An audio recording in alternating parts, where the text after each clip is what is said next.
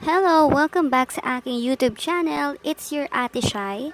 Mami Lodi talaga pangalan ko sa Roblox, pero mas gusto kong ate na lang. So, I decided to create a Roblox account because of my son, para makapaglaro kaming dalawa. Ano ba yan? Akala ko mahaba pila kay Diwata Pares, bakit nilalangaw?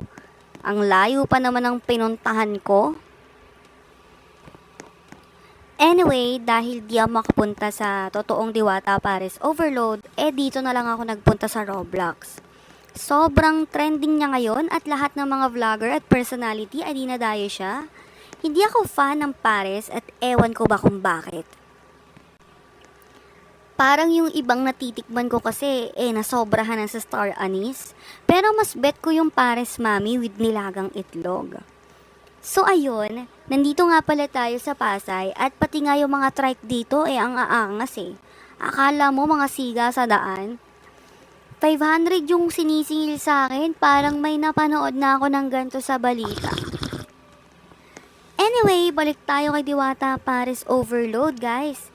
Marami nagsasabi na di naman daw masarap yung Paris niya eh. Siguro baka di talaga alam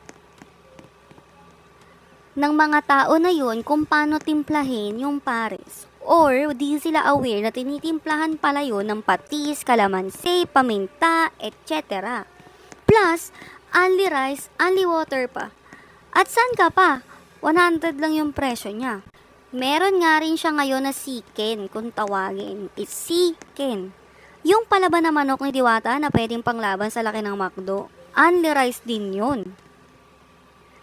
At sobrang nakakamanghalan talaga itong strategy ni Diwata guys, na sa sobrang taas sa mga bilihin ngayon, sulit na sulit ang pares niya.